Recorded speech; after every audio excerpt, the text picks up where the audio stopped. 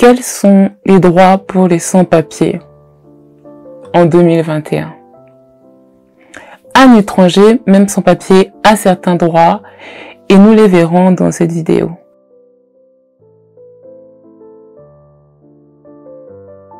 Bonjour, je m'appelle Stéphine Arlette. J'aide les étrangers à s'intégrer administrativement en France. Je ne suis pas juriste de formation, de ce fait, je ne peux te donner des conseils juridiques. Je t'apporte juste des informations issues de textes de loi officiels ou de différents retours d'expérience de personnes à qui j'ai pu parler. Alors, si tu veux en savoir ou en apprendre un peu plus au sujet de tes droits, la première chose à faire est de t'abonner à cette chaîne et à cliquer sur la cloche de notification pour être averti à chaque nouvelle vidéo.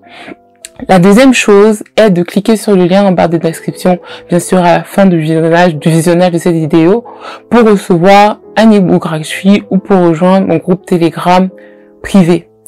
Un e-book qui te permettra de connaître 7 actions à mettre en place pour obtenir un meilleur statut en France. Un sans-papier a différents droits en France. Il a droit à la santé, il a des droits vis-à-vis de la famille, il a des droits à la citoyenneté. Il peut bénéficier de certaines aides financières. Nous détaillerons ces éléments tout de suite. Un sans-papier a droit à la santé. Il peut accéder à des soins de santé gratuitement. C'est l'AME ou l'aide médicale d'État. L'AME est un dispositif qui permet l'accès aux soins pour les étrangers sans papier. Pour l'obtenir, il faut résider en France depuis au moins 3 mois et ne pas avoir de titre de séjour. Durant les 12 derniers mois, il ne faut pas avoir un revenu dépassant 9 032 € pour une personne qui est seule. Les enfants mineurs peuvent obtenir l'AME sans condition de résidence. Donc, dès leur arrivée en France, on a la possibilité de faire la demande. Pour obtenir l'AME, il faut une preuve d'identité, un passeport, un acte de naissance, un livret de famille, une attestation de domicile. Ces 2 éléments sont nécessaires pour obtenir l'AME.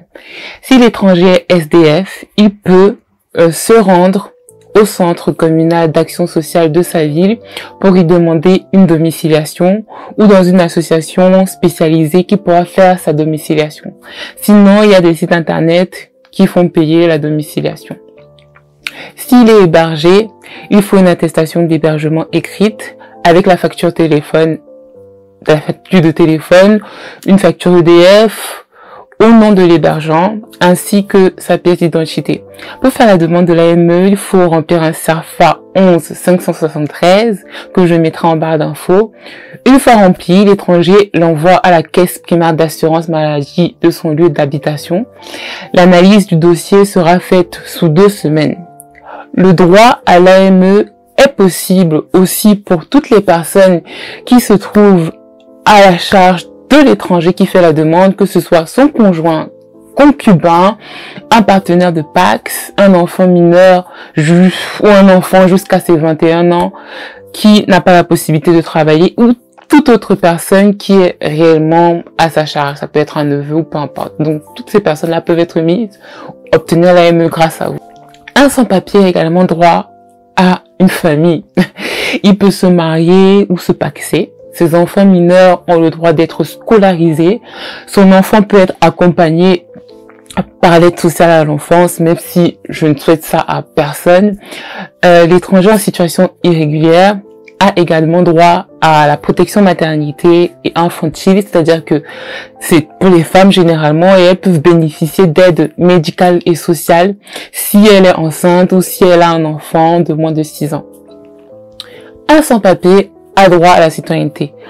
On ne peut pas contrôler son identité n'importe où, n'importe comment, sauf si il trouble l'ordre public. Il faut donc veiller à toujours avoir un titre de transport dans les transports publics ou dans les transports en commun. Le sans-papier peut entrer dans un syndicat ou une association. C'est aussi un excellent moyen de connaître la société française. Il peut déclarer ses impôts sans titre de séjour. C'est important à déclarer ses impôts car quand il faut déposer une demande d'admission exceptionnelle au séjour, ça sera une preuve de résidence en France. Donc, il faut le faire. Sans-papier peut avoir droit à une aide financière. Ça, c'est spécifiquement pour les demandeurs d'asile Cette aide s'élève généralement en moyenne à 500 € pour les personnes seules. Alors, si tu es dans ce cas et tu ne veux plus te sentir seule, n'hésite pas à rejoindre mon groupe Telegram privé où les informations de chaque personne sont cryptées en cliquant sur le lien en barre de description. Je partage plein d'astuces privées qui pourront t'aider dans toutes les difficultés par lesquelles tu es en train de passer. Surtout, n'oublie pas, ce n'est pas ta nationalité qui définit ta valeur, alors prends soin de toi et de tes proches.